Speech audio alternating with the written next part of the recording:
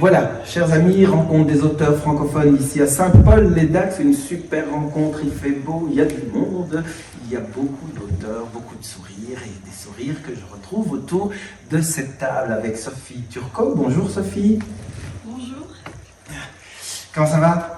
Très bien. Ah, et on va bien parler de sa plus belle voix avec Simon Nizar. Bienvenue, cher Simon. Oui, bonjour à tous. Bonjour. Et nous avons Laurence Flé-Renaudin. Bonjour. Bonjour. Alors voilà, très belle voix quand même. Merci. Vous aviez Je peur l'ai parce que laissé à New York. J'ai perdu ma foi au festival à New York. New York, rencontre des auteurs francophones, il y a un lien évidemment, c'est là qu'est né le réseau. Et puis le week-end du 18 mai, là aux alentours du 18 mai, il y avait le festival. Oui, c'est Vous là y que j'ai étiez? laissé ma voix, justement. Ah, c'est pour racontez-nous ça. un peu l'ambiance. C'était génial. C'était Ah. mon premier festival Oui. avec les rencontres des auteurs et c'était vraiment super. Il y a eu 4 jours quand même de festival, pas trop de journées. C'était sur 4 jours avec la Maison d'Occitanie, d'autres lieux où on est sorti de New York et des gens super passionnés par la francophonie. Et c'est riche de voir toutes ces personnes qui ont envie de parler français, qui vivent à l'étranger, des gens expatriés. C'était une belle expérience. Alors ce réseau littéraire francophone mondial prend évidemment toute sa dimension, New York, Miami, la Belgique évidemment, la France, mais aussi, chère Sophie, la Malaisie. Racontez-nous encore ce voyage incroyable. Alors, en fait, oui. C'est encore l'initiative de Sandrine. Oui. Et donc quand elle me l'a proposé, au départ, j'étais pas disponible parce que c'était la période du bac. Et ils ont décalé les épreuves du bac. Et donc, juste 2 jours après, il y a Sandrine qui renvoie à nouveau un message en nous disant qu'il y a le festival qui va aussi se dérouler en Malaisie. Et là, j'envoie un message dans la journée et je dis je pars à l'aventure en Malaisie. Et c'était une très très belle aventure. On a eu l'opportunité justement aussi de rencontrer des personnes qui ont besoin de pratiquer le français, parce que c'est Oui. ça aussi, hein, c'est dans certains pays, l'accès à la littérature française est beaucoup plus difficile. Et puis c'est une opportunité aussi de voir d'autres cultures, comment notre culture aussi elle est perçue, de s'enrichir les uns et les autres. Cher Simon, vous venez, vous, de là-bas, vous nous ramenez des images de là-bas. Et c'est où, là-bas? Là-bas, c'est le titre de Oui. ce roman, Là-bas face à la mer, parce que c'est une manière pudique de désigner sa propre permanence, de Oui. dire là-bas. On aurait pu dire là-haut, Oui, mais c'est mieux de mais dire on dit là-bas. là-bas. Là-bas face à la mer. Et c'est parce que ce qui donne le titre de ce roman, qui se passe en Tunisie, Mhm. et c'est que, comment dire, la mer est présente partout, Mhm. mais il y a une grande distinction avec la France, c'est que les maisons, pour voir la mer, ne sont pas orientées au nord, enfin ne sont pas orientées au sud, comme en France, mais sont orientées au nord. Ça fait une grande différence. Les maisons sont tournées autrement. Et il y a une anecdote dans le roman où le personnage a un ami qui est pêcheur maltais et qui se noie. Et il meurt dans la mer. Et quand les gens en parlent, ils en parlent comme si c'était un voyage. Et le narrateur dit Dinosamite est devenu mort dans la mer. Or, on ne peut pas devenir mort, puisque c'est précisément l'oxymore. On ne peut pas. Mort, c'est exactement le contraire de devenir. C'est même le contraire d'être. Voilà. Et lui, quand il apprend la nouvelle, est effondré, mais il se trouve dans un café, il vient de boire son thé à la menthe, et il part vers la mer pour saluer Dinosamite, le pêcheur, et il n'a pas fait attention, il a emporté son verre de thé. Et quand il arrive au bord de la mer, les vagues ont formé, comme dans un palais, des ondulations sur le sable, sous l'eau. Et il est là, et tout à coup, il plonge son verre dans la mer, et il en recueille un peu, et il dit « Je reviendrai tous les matins boire un verre d'eau à ta santé ». Magnifique. C'est le thème du roman, la mémoire et la mer, comme chez Léo Ferré. Voilà, la mémoire. Très important, il faut se souvenir et Dieu sait qu'on oublie beaucoup de choses. Et là, pour faire un lien, en tout cas avec une certaine lumière, irrésistible lumière, chère Laurence, là vous êtes dans le profond, dans l'humain, dans le dépassement de soi. Absolument, oui, c'est un livre, c'est un roman initiatique. Avec je dis les 3 grands A de la vie, l'amour, l'amitié et l'acceptation des petites épreuves de la vie ou des grandes épreuves de la vie, dans lesquelles j'ai inclus des outils thérapeutiques pour que les gens puissent avoir un accès à la thérapie, et c'est pas toujours accessible à tout le monde. Et je voulais offrir des outils à travers des romans. Alors ça, c'est le premier. J'en ai un deuxième qui sort là le 15 juin, Les Fragments du Destin, qui sera sur 3 tomes.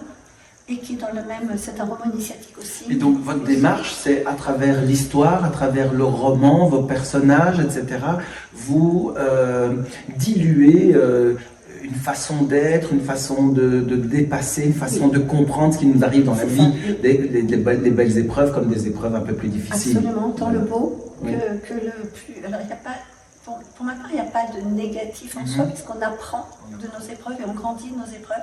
Mais on n'a pas toujours la boîte à outils qui nous permet de comprendre et de les dépasser. Donc c'est un petit peu une boîte à outils disséminée dans une histoire, dans un roman. Avec de vraies émotions, puisqu'il y a beaucoup de mes émotions qui sont à travers les personnages pour avoir les outils. À quand rencontre d'auteurs dans le nord de l'Afrique? À quand le prochain événement? C'est envisagé pour l'Algérie. Ah. C'est envisagé. Et vous serez à la manœuvre? Enfin, participer. Être à la manœuvre, pas vraiment. Mais je le dis parce que dans chaque coin, justement, où il y a les organisations, Sandrine nomme un colonel, un lieutenant. Oui, bien sûr. Oui, mais j'ai toujours pensé, d'ailleurs, je lui ai dit, quand on s'est rencontrés, je lui ai dit, pour moi, ce n'est pas le territoire qui fait la nation, qui fait l'appartenance, c'est la langue. La nation, c'est la langue. Et donc, ça suffit. Nous formons une nation. Deux choses forment une nation, la langue et l'interdit. D'accord, les gens qui sont d'accord sur le même interdit font une nation.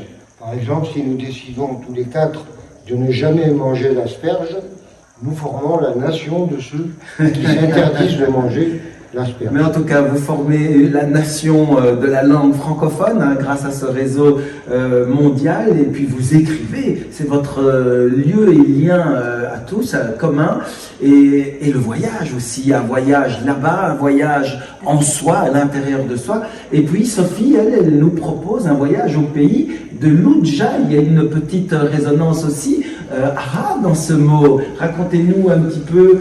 Vous venez de Marseille, vous avez le soleil, la mer pour écrire, l'accent, et racontez-nous ce qu'est ce voyage enseignant, et vous vous occupez aussi des ados. Oui, mais en fait le lien avec les ados est aussi important. Donc c'est un voyage là aussi qui va être initiatique. Alors l'Oudjat, c'est une amulette égyptienne qui a le pouvoir de dévoiler ce qui est voilé. Et donc là en fait je propose de travailler sur l'image de soi. La construction de l'image, parce qu'on est aujourd'hui dans une société où on travaille beaucoup l'image. Avec les réseaux sociaux, les jeunes maintenant mettent des filtres, ils modifient beaucoup, ils travaillent beaucoup avec leur image. Mais il faut savoir que l'image de soi, c'est l'identité, c'est notre identité. Donc souvent, ça va créer après des frustrations, des malaises, des dépressions. Et donc là, c'est aussi peut-être un moyen assez modeste, puisque en fait, c'est toujours des outils qu'on fournit, de les aider à prendre conscience de l'importance de travailler sur une bonne image de soi. Parce que c'est leur avenir qu'ils construisent avec ça. Quel est le mot que vous préférez entendre des jeunes? Des jeunes qui sont passionnés. qui sont passionnés par la vie, parce que la vie, c'est un voyage. C'est plus qu'une aventure, c'est un voyage. Tout est source d'émerveillement. Normalement, quand on est bien constitué, c'est ça, il faut pouvoir s'émerveiller de tout, laisser son imagination les porter, voyager avec, parce que c'est ça la vie. Quelle est votre drogue préférée pour votre écriture? La pensée risquée. La pensée risquée, développée. C'est-à-dire que je suis d'abord, je me considère comme un écrivain et non comme un romancier. Ça veut dire que mon affaire, c'est la langue et pas l'histoire. Et deuxièmement, cette sensation, ce sentiment d'écrire plus grand que soi est servi par un travail de navette de ce qui s'invente vers ce qui a été déjà inventé. Et ce mouvement-là distingue pour moi l'écrivain du romancier, qui va vers une fin connue, au lieu que l'écrivain écrit pour savoir quoi. L'écrivain est un peu, en quelque sorte, un philosophe, selon vous. C'est plutôt quelqu'un qui risque de la sensation et de la pensée et qui la traduit, et ensuite qui corrige et qui revient en arrière pour rendre cohérent le propos général, mais qui écrit pour savoir quoi et non pas parce qu'il le sait déjà. D'accord. L'écrivain termine un livre avec des fins ouvertes sur le monde, ouvertes sur l'esprit. Ben, c'est-à-dire que là où ça s'arrête, ça s'écoule. Voilà, et le romancier, donc, vous expliquez cette différence, que lui construit ses fins. Il sait vers où il a envie d'aller, même s'il change. Pour moi, un romancier, c'est, si vous voulez, comme quelqu'un qui utiliserait un marteau pour planter des clous. Il utilise la langue pour raconter une histoire. Alors que l'écrivain, son propos, c'est sa propre confrontation sensible avec la langue elle-même. Et non pas, c'est-à-dire comment je dis les choses et non pas quelles choses je vais dire. Ce n'est pas tout à fait pareil. Et donc cette pensée risquée, si vous voulez, c'est la distinction entre le calcul risqué et le risque calculé. Chez le romancier, c'est un risque calculé, alors que chez l'écrivain, c'est un calcul risqué. Voilà. Et je voulais juste dire un mot sur la définition du livre, Là-bas face à la mer. En 4e de couverture, il y a quelques lignes qui essayent de tenter une définition de cette histoire. Et ces 4 lignes sont les suivantes. La mémoire, au fond, c'est l'affaire des marins, des bergers, l'affaire des amours du sable et de l'eau, de tout ce qui glisse et s'immisce et fuit, s'égrène et s'évapore, et retombe dans le cycle du vent, dans le cycle de l'eau. Voilà. Très beau.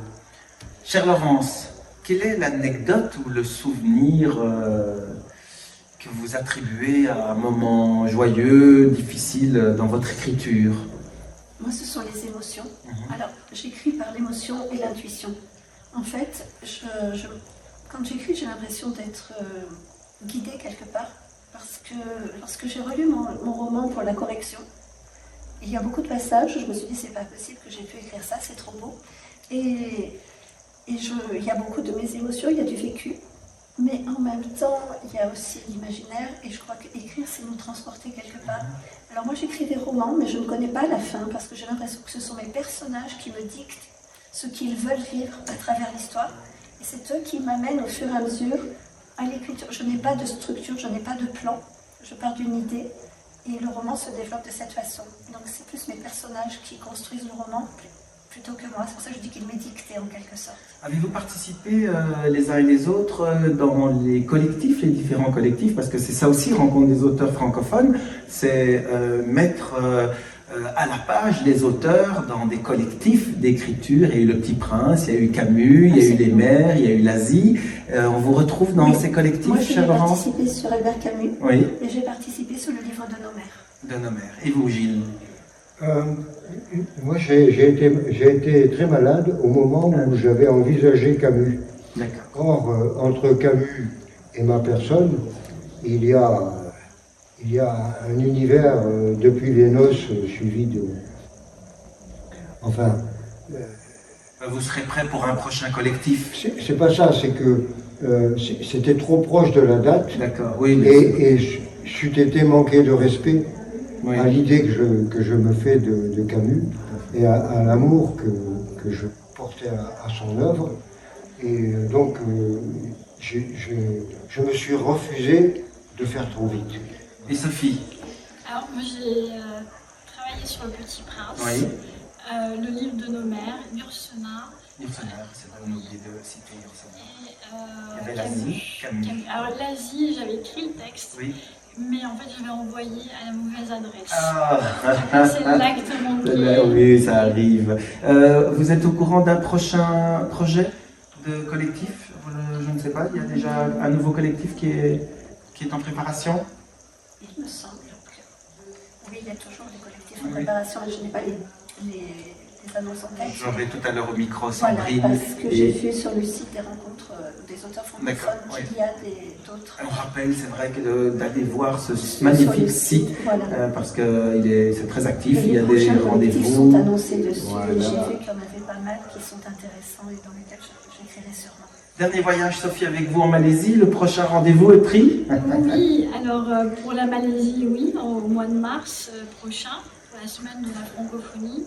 Mais avant ça, il va y avoir Monaco Ah, Monaco. et Mons après. Voilà, eh bien on vous donne tous et toutes rendez-vous pour ces magnifiques rendez-vous, ces magnifiques organisations avec Sandrine et rencontres des auteurs francophones, ce magnifique réseau. Et avant de se quitter, il y aura la petite photo évidemment, mais je vais vous demander, comme le Petit Prince, de me dessiner un mouton émotionnel, un mot, là-bas. Me dessiner la Malaisie, pourquoi pas. Laissez votre inspiration vous guider. Vous avez des couleurs, parce que Réseau francophone est paré de belles couleurs comme les anneaux de l'olympisme. Eh bien, je vous laisse tout à votre imagination. Coloriez-moi vos émotions. Et je vous dis à bientôt.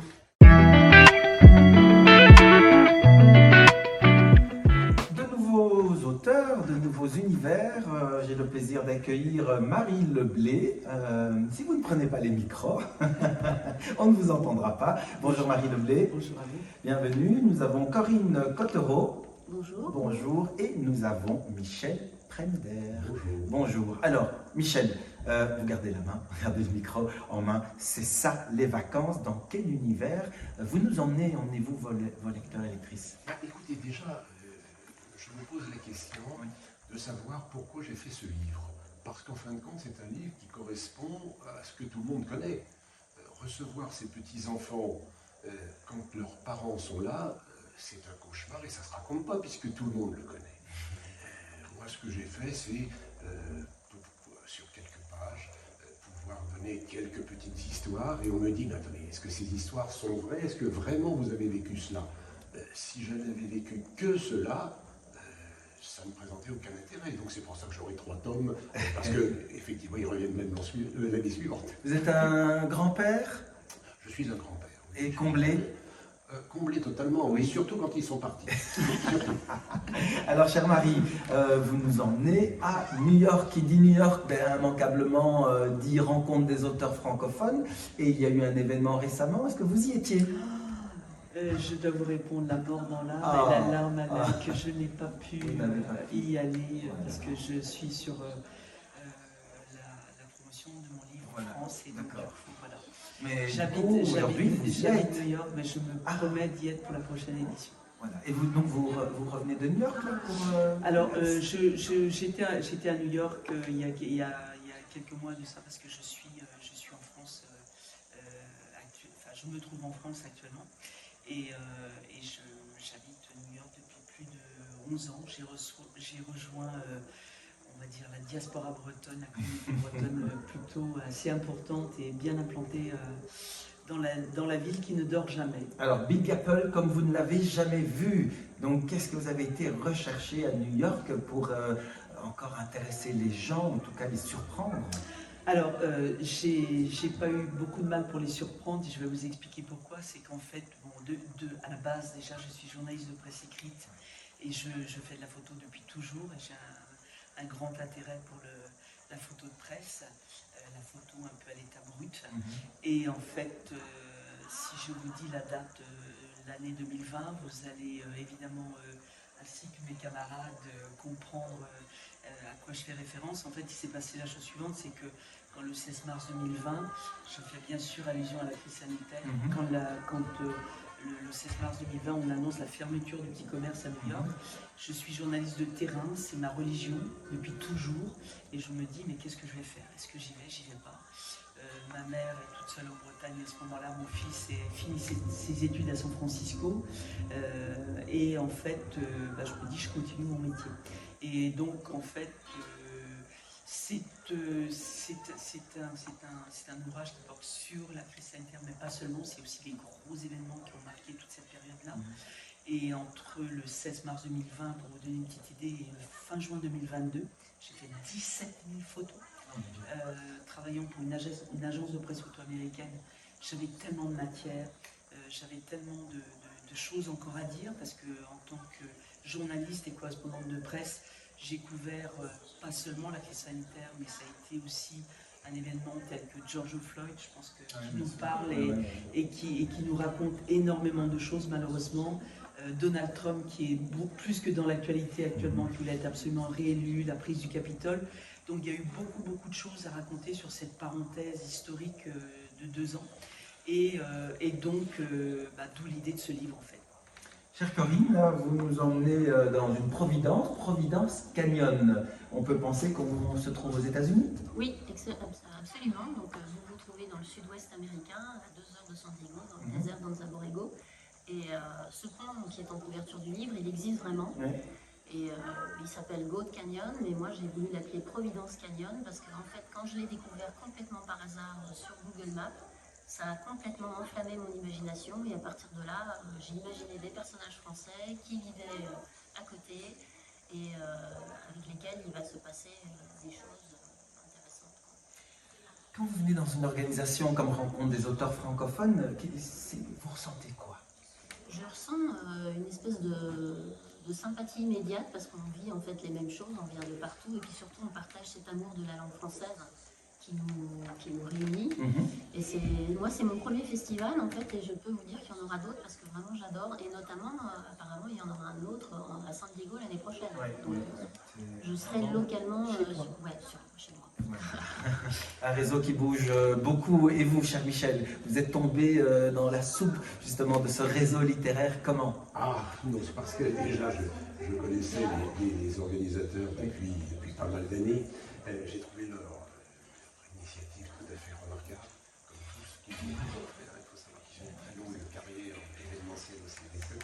Et comme ce livre, en fin de compte, raconte des histoires qui sont internationales, parce que ce que vivent les grands-parents dans ce livre, tous les grands-parents du monde le vivent, peut-être un peu plus en France, peut-être, mais sans il peut y en parler. Je crois que c'est une aventure fantastique et qui ne va pas s'arrêter là pour eux. Je crois qu'il va y avoir beaucoup d'épisodes derrière et j'espère que vous serez avec nous. Chère Marie, photo, écriture, enquête, vous êtes une journaliste entière et s'il y avait une seule photo à choisir, la photo, votre photo, celle qui vous rend fier, ou peut-être celle qui vous a donné du fil à retordre et vous dites je l'ai eu cette photo, ce sera laquelle?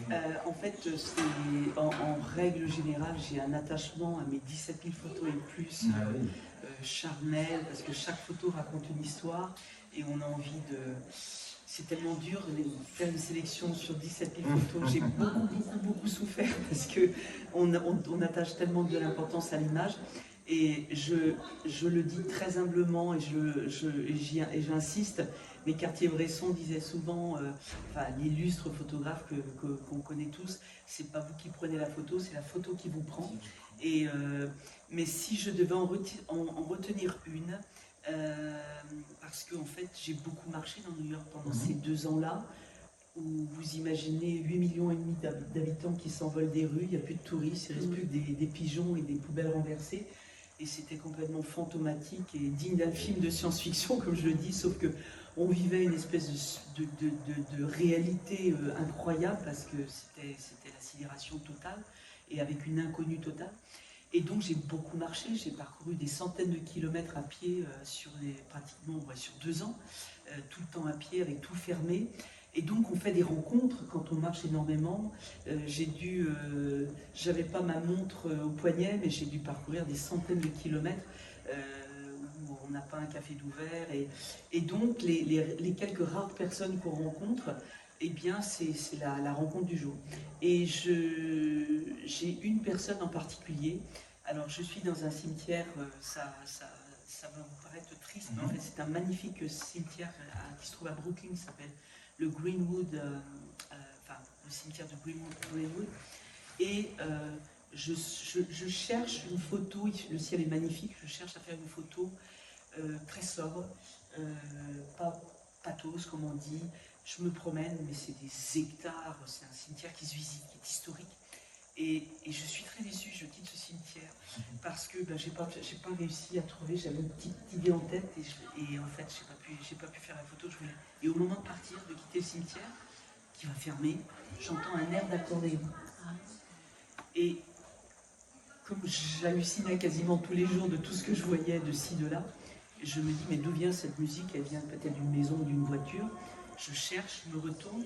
Et en me retournant, je découvre un monsieur qui joue de l'accordéon sur des marches en pierre d'un monument dans le cimetière. Et j'arrive vers lui, je lui dis, mais monsieur, mais vous faites quoi? Il me dit, je joue pour les défunts. C'est un monsieur qui est dans un orchestre philharmonique. J'échange avec lui. Alors, par ailleurs, pour aller jusqu'au bout de l'histoire, il participe à des visites guidées historiques en soirée, mais il est là tout seul dans son coin, donc vision complètement surréaliste et rencontre que j'aurais peut-être jamais pu faire dans un autre contexte que celui-là. En fait. Et une des photos, mais il y en a beaucoup plus. Chère Corinne, on parle de son, de musique, d'accordéon. Quels sont les bruits ou les sons que vous aimez entendre lorsque vous écrivez? Le bruit des perroquets. Moi j'habite au bord de la mer à San Diego et j'entends cacter les perroquets assez régulièrement. Donc, vraiment ça c'est... En plus je les vois. Donc, voilà. Le bruit du vent dans les palmiers, ça c'est vraiment intéressant. Et puis j'en parle également dans le roman. En fait, les bruits qu'on connaît, c'est les bruits des oiseaux dans le désert. C'est les seuls bruits qui lui sont familiers. C'est la seule chose qui est familière avec nous dans le désert. En fait, le bruit des oiseaux. Le reste est complètement hallucinant. On a l'impression d'être sur une autre planète. Comment êtes-vous arrivé à l'écriture? Alors, j'écrivais avant le Covid, j'avais fait des tentatives et ça n'avait pas abouti. Et puis pendant le Covid, je m'y suis remise un peu parce qu'il fallait que je me trouve un projet. En fait, j'étais coupée du monde là-bas sans mes enfants. Et le fait de tomber sur ce pont, ça m'a complètement enflammé l'imagination. Et je me suis remise à écrire. Et j'ai écrit pour moi. En fait, j'ai suivi la citation de Flaubert, il faut écrire pour soi, c'est la seule chance de faire beau. Et il se trouve qu'à la fin, j'ai fait lire mon manuscrit parce qu'au départ, je le destinais à mes amis et à mes enfants. Je l'ai fait lire à une libraire qui m'a dit qu'il faut absolument que tu l'envoies à des maisons d'édition parce que ça vaut le coup. Et du coup, j'ai tenté l'aventure. Excusez du peu, Albin Michel. Albin Michel, ouais, j'ai eu beaucoup de chance parce qu'en fait, statistiquement, quand on voit un roman que tu ne connais absolument personne, tu as 0,5% de chance d'être édité. Et encore.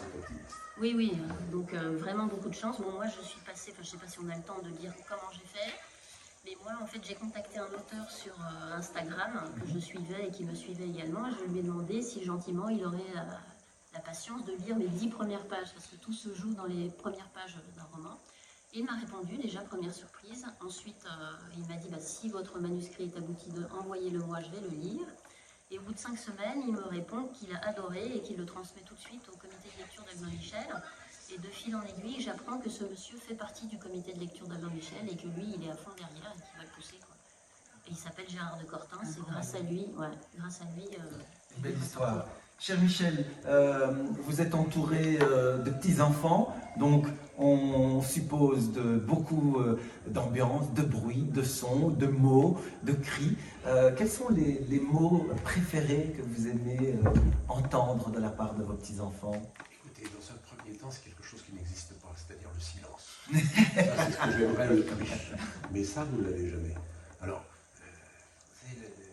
puisqu'on est avec des citations, c'est Groucho Marx qui disait un vieux, c'est un jeune qui ne sait pas ce qui lui est arrivé.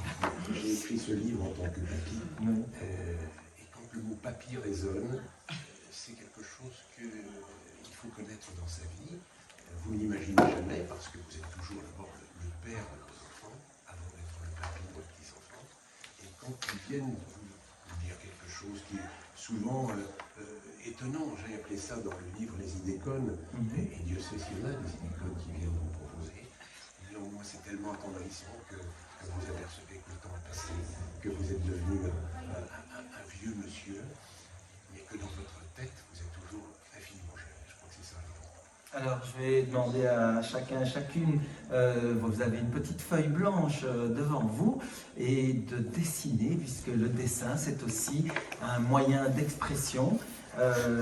Comme disait le Petit Prince, hein, cette phrase simple et chargée de sens.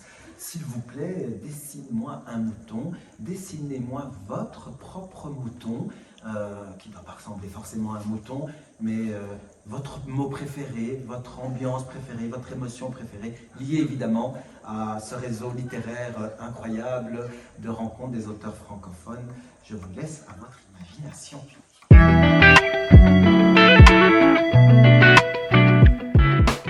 Toujours en direct à Saint-Paul-les-Dax avec de belles rencontres, et puis c'est le leitmotiv de ce réseau littéraire mondial francophone, ces rencontres des auteurs, et là on en rencontre beaucoup. Florence de Neuville, bonjour. Bonjour. Nathalie Bianco, bonjour, bienvenue. Merci, bonjour. Et nous sommes en présence aussi d'Elie Hanson, bonjour. Bonjour. Alors, quelles sont vos premières impressions ici dans ce collectif, cette organisation, ce réseau, et d'où venez-vous? Beaucoup de questions en même temps. Oui, donc tout d'abord, je trouve ça formidable, le réseau ici, cette initiative, ça groupe beaucoup d'auteurs de partout dans le monde. Et puis moi je viens originairement d'Égypte, et donc j'ai vécu en France, et maintenant je vis au Québec depuis 23 ans. Ah, c'est bien, c'est un long voyage alors. Oui. Et vous avez découvert le réseau comment? Sur Facebook, je pense, sur Internet. Voilà, plus simple des façons. Oui. Comme quoi, voilà, vous avez regagné cette belle organisation. Et vous, Nathalie? Alors moi, je viens de bien moins loin que Élie. Moi, je viens de la région lyonnaise. Oui. Donc je découvre, j'ai l'habitude des salons littéraires, mais pas de ce type, et je trouve ça formidable. C'est-à-dire qu'on est dans un cadre idyllique, dans une configuration vraiment sympa. J'ai découvert le réseau, je pense moi aussi sur les réseaux sociaux, certainement sur Facebook. À l'époque, moi j'ai commencé à écrire, j'étais auto-éditée, donc j'étais dans ce réseau, et puis ensuite j'ai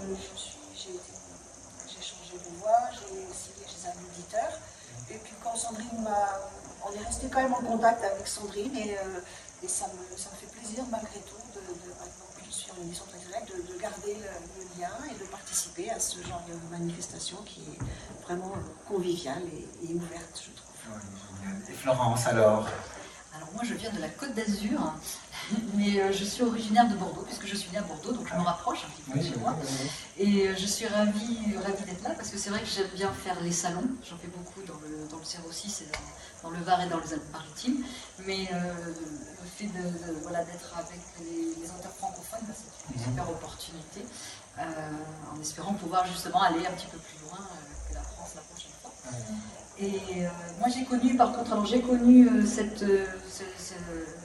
ce groupe par un auteur, par des auteurs qui sont d'ailleurs sur le salon, dans un autre salon dans le 06. C'est chouette de les retrouver maintenant ici. Vous faites partie du même réseau. Et justement, c'est votre premier salon pour le réseau? Moi oui, personnellement c'est mon premier. Moi aussi. Nathalie aussi, Moi et Élie aussi, donc c'est une première pour chacun. Alors, chère Élie, Transfuge, dans quel voyage littéraire vous nous invitez? Transfuge, donc c'est un voyage que j'ai imaginé d'ici une trentaine d'années. J'ai utilisé tout ce qu'on vit en ce moment comme l'intelligence artificielle, le contrôle de la population, le despotisme dans certains pays. Et puis, comme par exemple, on a aussi les lois anti-avortement. J'ai utilisé tout ça, je l'ai mis dans un package, comme on dit, et puis j'en ai fait un roman. Une jeune américaine qui tombe enceinte dans un pays où on n'a pas le droit de tomber enceinte sans mariage et où on n'a pas le droit d'avorter. Donc elle est dans de beaux draps. Des thèmes de société, oui. Des thèmes très sensibles également, et bien voilà, très belle écriture. Et vous, Nathalie Bianca, le petit lynx, on voit une belle couverture avec une tête d'enfant. Ça signifie quoi, ce petit lynx? Alors, je ne peux pas dire de ce que ça signifie parce que c'est dans le livre, mais en tout cas, le petit lynx, c'est l'histoire de Faisal, qui est un petit garçon pas comme les autres, qui certainement, s'il avait grandi dans un environnement un peu plus attentif et choyé, serait identifié comme un petit garçon à haut potentiel ou un peu surdoué, mais ce n'est pas le cas. Il grandit dans un environnement un peu hostile, donc il est juste perçu par les gens comme un petit garçon pénible, avec un cerveau bizarre, qui trouve refuge un peu partout, là où on veut bien de lui, donc auprès des gens à la cité, un vieux mécano. Et puis il rencontre il a un meilleur ami qui s'appelle Bouba, qui est un fan du Real de Madrid.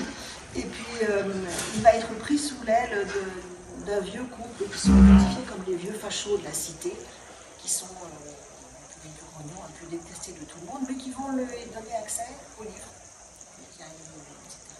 La magie du livre, la magie de l'écriture. Et puis un jour, il va recevoir des lettres mystérieuses qui vont bouleverser son destin et celui de toute la cité. Chère Florence de Neuville, dans quel univers vous nous invitez? Alors moi je suis dans la spiritualité, oui. Le développement personnel, la pensée positive. Et en fait ce qui s'est passé, c'est que j'ai longtemps travaillé sur moi à travers les lectures, à travers des coachs, avec des coachs. Et j'ai voulu donc vulgariser un petit peu toutes mes connaissances et tout ce que j'avais mis en pratique et qui avait fonctionné. Et j'ai voulu faire passer des messages, mais à travers des romans, donc en fait de façon ludique. Parce que moi ce que j'ai fait c'était un travail, et j'ai voulu faire bénéficier de tout ce travail aux personnes qui n'ont pas forcément envie de faire cette démarche, mais donc à travers un roman d'amour pour les adultes, mais aussi un petit roman pour les enfants, parce que j'écris un petit peu pour tous les âges. Quels sont les messages, justement, ces messages importants que vous aimeriez véhiculer ou que vous aimeriez que les lecteurs, les lectrices retiennent au moins un? Alors que l'on a énormément de capacités en soi, qu'on ignore le plus souvent, et que la plus belle force c'est l'amour, mais aussi, surtout l'amour de soi. Donc en fait ce que j'invite mes lecteurs à faire, c'est d'apprendre à s'aimer soi-même. Au départ, voilà. Et après, j'énonce pas mal de grandes lois de l'univers qu'on ignore le plus souvent. Et comme je dis, ces lois, qu'on les connaisse ou qu'on ne les connaisse pas, elles se mettent en pratique. Donc autant les connaître. Nathalie Bianco, la jeunesse, les copains, les amis, les aventures, peut-être les interdits. Quel est le message que vous aimeriez faire partager dans votre écriture? Alors moi, c'est mon 4e roman, et dans chacun de mes romans, il y a toujours l'idée de la nuance, en fait. Voilà. Puisque dans ce roman particulièrement, il y a des personnages assez détestables qui finalement se révèlent beaucoup plus complexes qu'ils ne sont. Il y a des méchants qui sont vraiment méchants, mais pas tant que ça. Moi, je déteste la binarité, je déteste séparer les gens en clans, en gentils, en méchants.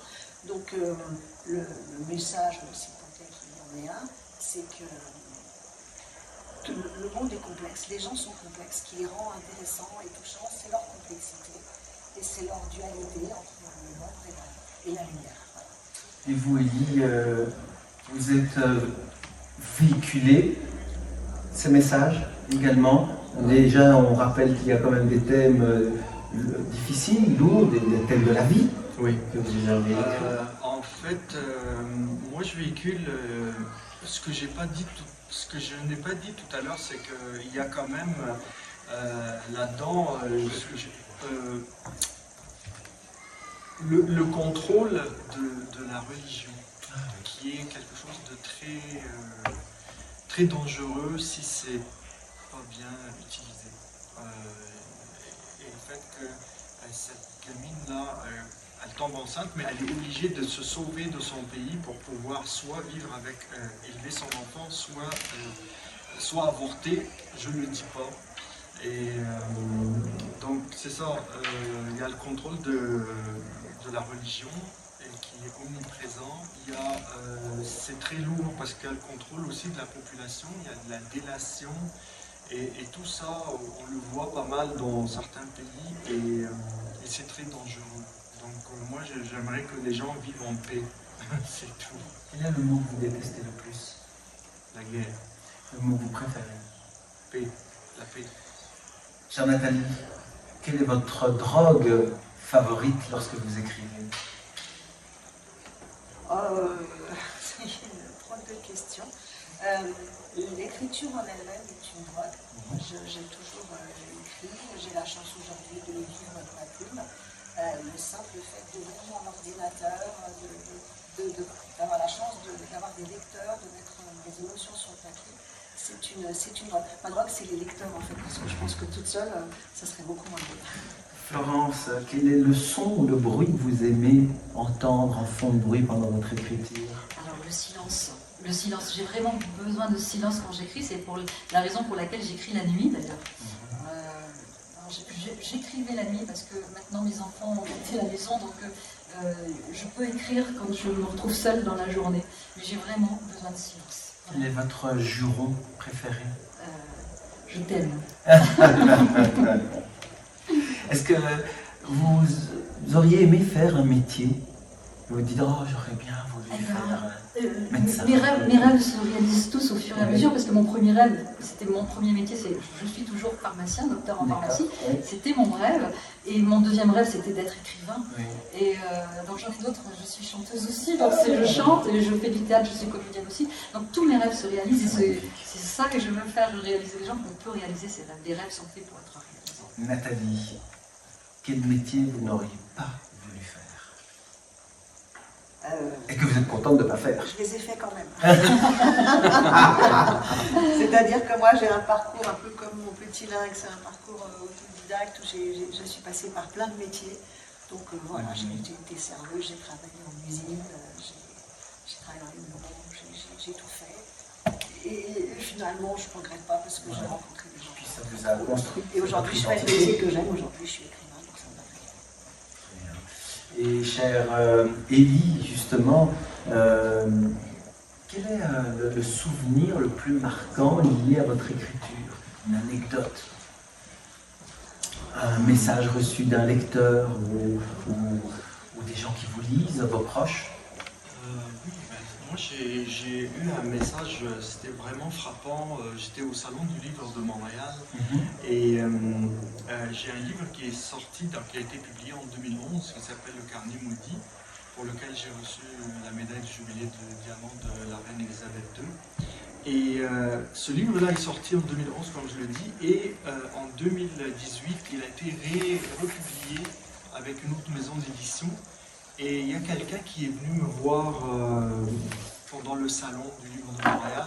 Il m'a dit, j'ai déjà vu ce livre, je l'ai acheté, et je suis parti en France sur les traces, parce que ça parle de la Première Guerre mondiale, sur les traces que vous citez dans votre roman. Et puis moi j'ai dit comme, je lui ai donné envie d'aller en France pour faire ce voyage-là.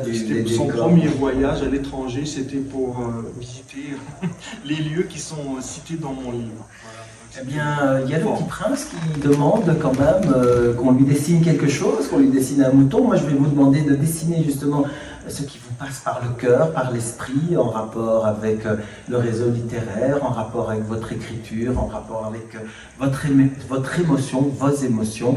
Il y a des couleurs sur la table et n'oubliez pas d'y apposer votre nom et prénom. Et je vous remercie pour cette papote. Merci à vous.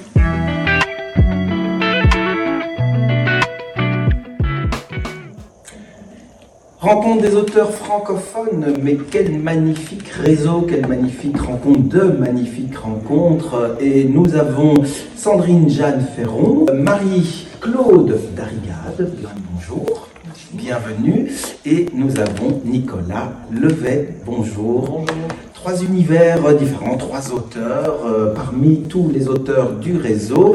Et nous allons déjà commencer par exprimer vos émotions. Quelles sont vos émotions ici de faire partie de cette organisation, de faire partie de ce réseau francophone mondial, hein, parce que c'est des États-Unis, on passe par la France, la Belgique, la Malaisie récemment, et il y a encore quelques surprises pour nous faire voyager sur chaque continent.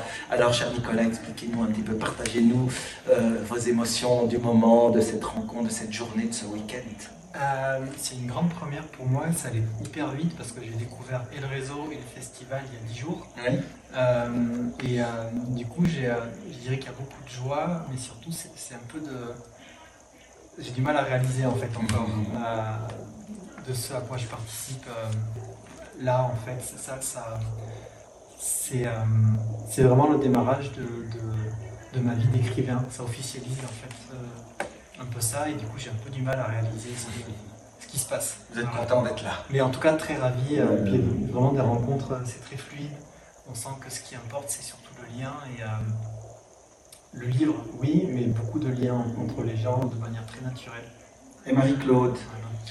Alors moi, c'est une concrétisation de 4 années de travail avec un collectif, puisque c'est l'œuvre d'un atelier d'écriture, et ça a été mis en place à partir du mois de janvier. Et au départ, les écrits n'étaient pas du tout destinés à ça. Et depuis que je suis dans le festival, je trouve qu'il y a une grande amitié, collaboration entre les gens, enfin, ça circule, la communication est bonne. Enfin, moi, je suis ravie d'être là, je ne connaissais pas du tout ce réseau. Ce qui est très drôle, c'est que dans ce livre, j'ai écrit sur le Vietnam, et quand j'ai été au Vietnam, c'était l'année de la francophonie. Donc c'est drôle parce que c'est un petit peu comme une boucle. Donc, alors, vous créez un livre, mais vous créez surtout un collectif. Donc l'idée est partie d'un atelier, d'une réunion d'auteurs. Tout à fait. Au départ, c'est un atelier d'écriture qui s'appelle Plume et Calepin, qui a été mis en place par Béatrice Becherel. Et donc, à chaque fois qu'on se rencontre régulièrement, toutes les 3 semaines à peu près, on a un écrit à fournir. Et cette année, elle avait choisi les Landes.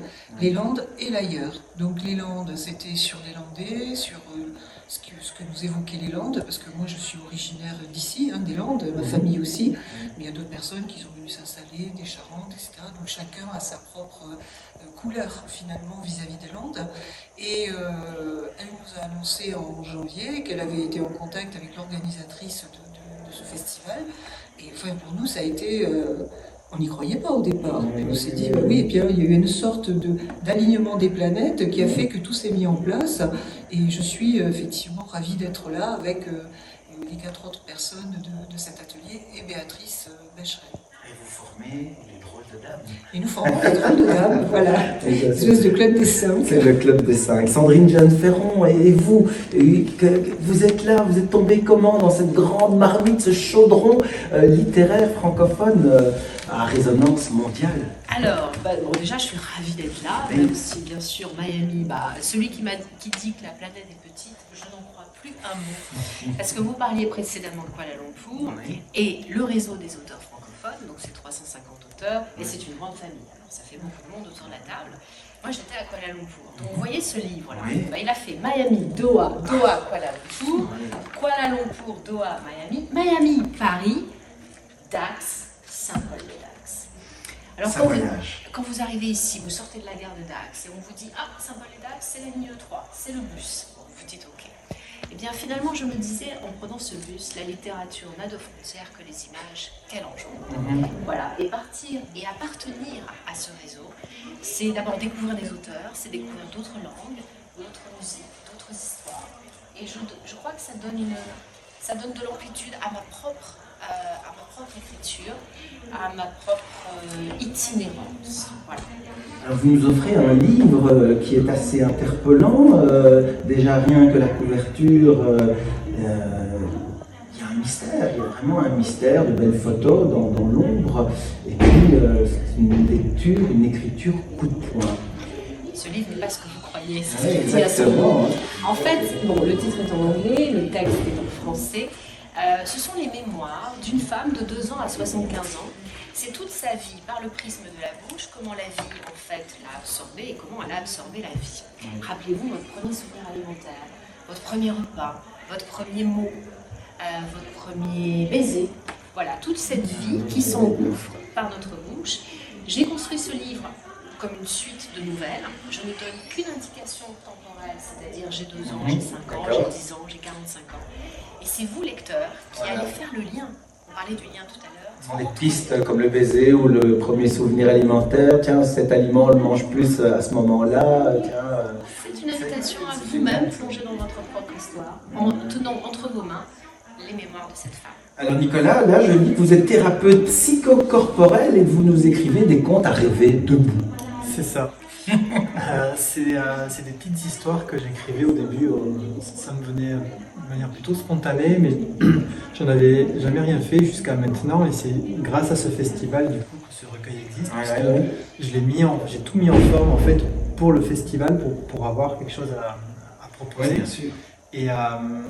Et donc l'idée, c'est, on m'a beaucoup questionné quand j'ai commencé à écrire sur pour qui j'écris, qui s'adresse. Et du coup, j'arrivais pas à rentrer dans des cases et j'ai réalisé qu'en fait, tout ce que j'écrivais, c'était pour, non pas pour une tranche d'âge ou certaines personnes, mais pour une partie de soi qui est présente en chacun, qui est ce que j'ai appelé la jeunesse intérieure. C'est cette partie de nous qui est très joyeuse, spontanée, dans la joie de vivre, qui l'a fait profiter, etc. Et donc c'est des petites histoires qui qui ont chacune un message plus ou moins philosophique, on va dire. Sur le ton parfois de l'absurde, en tout cas il y a de l'humour, mais dans tous les cas il y a, je dirais pas un enseignement, mais en tout cas une petite réflexion à la fin sur qu'on peut appliquer à son quotidien en fait. Quelle serait l'émotion, la couleur, le plus beau mot que vous mettriez sur cette organisation, sur la rencontre des auteurs francophones, cher Marie-Claude? Moi, je crois que c'est le mot lien qui me vient en premier, parce que c'est un lien, c'est pas simplement le lien de personnes, c'est aussi le lien de passion, le lien de personnes. Enfin, moi, franchement, je n'ai rencontré que des personnes extrêmement sympathiques. Donc, est-ce que là, c'est la langue qui fait que, effectivement, les personnes se comportent de cette façon-là, je ne sais pas. Mais bon, quand on dit que la langue française ne vit pas, je ne suis pas d'accord du tout. La langue française vit, elle vit pas trop du monde. Donc, c'est... Oui, et puis en plus, nous, dans notre livre, on a fait appel à une artiste pour la couverture, une artiste hollandaise qui prend le tableau et sur le présentoir. Et c'est comme une boucle, en fait. C'est comme une boucle, comme si effectivement tout se mettait en place. Et non, moi je n'ai que des choses très très positives à dire sur ce festival. On est dans un cadre très agréable, le lac de Christus, tout ça, enfin, c'est quand même très bien, c'est très bien organisé. Donc voilà, je parlerai de liens. Chère Sandrine Jeanne, quel est votre plus beau souvenir récent lors des rencontres ou peut-être justement en lien avec votre écriture? Parce que j'imagine que maintenant, tous les trois, quand vous vous mettez dans un nouveau projet littéraire, vous ne pouvez ne pas penser aux rencontres des auteurs francophones. Alors, je vais répondre à votre première question, vous parliez des couleurs. Et l'image tout de suite que j'ai eue, et ça répondra peut-être à la deuxième, c'est l'arc-en-ciel. Et ça prend toutes les couleurs et ça les unit toutes ensemble. Donc chacune a sa vibration, chacune est différente, mais mises ensemble, elles forment un arc-en-ciel. Ça, c'est mon émotion. Et quelque part, alors, la plus belle émotion, c'est effectivement un voyage. Et ce réseau des auteurs francophones vous incite au voyage, vous incite au déplacement. Et c'est un arc-en-ciel que j'ai vu à Kuala Lumpur, justement. Voilà. Magnifique. Et pour vous, Nicolas, quelles émotions, quelles couleurs, quels mots vous vient pour décrire tout ce que vous vivez? Parce que vous avez 10 jours de naissance. C'est ça. J'ai rien qui me vient là, de manière spontanée. Une certaine joie, une certaine excitation. Ouais, c'est ça, c'est un mélange de joie et d'excitation, et en même temps c'est tellement... C'est un contraste entre quelque chose d'évident et d'hyper fluide, comme quoi je suis au bon endroit, et en même temps tout est allé hyper vite, et c'est vraiment ce contraste-là qui... Et comme thérapeute, vous vous occupez des autres, là vous êtes dans le bain, est-ce que vous êtes dans l'inconnu, est-ce que vous vous sentez bien, est-ce que vous vous dites je ne suis pas correctement debout, je ne suis pas correctement assis, je ne suis pas en phase, qu'est-ce qui se passe en vous? Ce qui est surprenant, c'est que je me sens hyper à l'aise en fait. Je me sens hyper à l'aise. C'est pas la même chose qu'effectivement quand je suis en séance avec quelqu'un. Mais il y a quand même, vous voyez, la première vente officielle en tant qu'écrivain, du coup, j'ai longuement discuté avec la personne et ça se rapprochait beaucoup dans l'échange de ce qui peut se passer dans l'accompagnement. Et je pense qu'à travers l'écriture, dans ma volonté d'écrire, en tout cas dans l'intention que j'y mets, il y a quand même cette aspiration à déclencher des prises de conscience chez les gens qui peuvent les amener à... Parce que la jeunesse intérieure, c'est vraiment cette conception aussi d'aller vers ce qui nous fait rêver et de le concrétiser et si c'est un métier, de pouvoir en vivre en fait. Et donc c'est juste une autre forme pour moi de ce qui m'anime, de ce que j'ai envie d'amener dans le monde en fait. Quel est votre mot préféré ou mot détesté dans l'écriture? Alors, mon mot détesté, la résilience. Et il y a un mot que... C'est un mot à la mode. Oui. Et il y a un mot que j'adore, si on le reprend dans son étymologie d'origine, c'est le courage. Qui est l'élan du cœur, de suivre son élan du cœur et qui n'est pas cette volonté de vouloir combattre ou affronter des difficultés, des choses comme ça. Voilà. Sandrine, pour vous, la question? Mon mot détesté, c'est l'adverbe. Stephen King disait « évitez les adverbes, c'est comme des pissenlits dans votre jardin ». Mon mot préféré, c'est le mot sens. En anglais, sens a 3 significations, 3 mots bien distincts. En français, on a tout mis ça dans une marmite et puis on a fait cuire ça 4 heures, on a vu ce qui restait. Et je trouve que le mot sens, dans ces 3 significations, dit quelque chose de l'écriture, de signification, de sensation et de direction. Quel est votre bruit préféré quand vous écrivez? Est-ce qu'il ressemble à de la musique, à des chants d'oiseaux ou carrément à du silence? Ça dépend de ce que j'écris. Ça dépend de ce que j'écris. Et en plus, je dirais, alors ça peut être de la musique si je veux écrire, donner une couleur particulière, le bruit du vent dehors, mais c'est surtout notre propre sonorité, c'est-à-dire que quand on écrit, il faut le lire à voix haute. Voilà, c'est le son de notre voix. Le son de votre voix, le son de vos mots. Bien sûr, puisque quand vous lisez, c'est votre voix interne aussi. Marie-Claude, oui. Quelle est votre drogue préférée quand vous écrivez? Ma drogue préférée, le silence. Moi, je n'écris que dans le silence. Enfermé oui. Dans un bureau. Quand j'écris sur une musique particulière, c'est que vraiment il faut qu'il y ait des émotions fortes qui sortent. Voilà. J'écris sur la musique classique, j'aime beaucoup Mozart. Donc effectivement, ça... Une musique quand même douce, peut-être voilà. Plus mélodieuse. Alors les musiques plus douces, ce sera plutôt les musiques zen, qui sont inspirantes, voilà, qui détendent. C'est-à-dire que moi je suis psychologue clinicienne, c'est pas mon métier d'écrire du tout, et je suis expert judiciaire. Donc l'écriture pour moi c'est une vacance. C'est une vacance. C'est une vacance. Une espèce d'échappatoire oui, pendant lequel effectivement, parce que j'écris beaucoup de rapports techniques, mais là ça me permet de parler de plein de choses, sur des ressentis, des choses comme ça. Et j'ai l'impression intérieurement que ça me fait avancer sur mon chemin personnel. Donc c'est pour ça que c'est important de pouvoir partager l'écrit. Parce que si ça doit rester dans un tiroir... Votre bureau est face à un mur ou face à une fenêtre? Non, il est face à une fenêtre, avec beaucoup de verdure en plus. Donc de ce côté-là, parce que j'ai besoin de la nature. J'ai vraiment besoin de la nature. Et quand je me sens épuisée, fatiguée, marcher en pleine nature, ça me fait beaucoup de bien. Eh bien, on va terminer cette papote littéraire. Je vais vous demander d'exprimer de nouveau ces émotions, comme demande le petit prince, Vous allez me dessiner un mouton émotionnel, des couleurs, un dessin, où vous allez, par le dessin, exprimer le plus beau mot, la plus belle expérience littéraire que vous avez vécue, que vous allez peut-être partager. Et donc vous avez des petites couleurs à votre disposition, une feuille. N'oubliez pas d'inscrire votre nom après votre dessin et nous passerons à la petite photo officielle de l'interview. Je vous remercie déjà infiniment pour cette papote.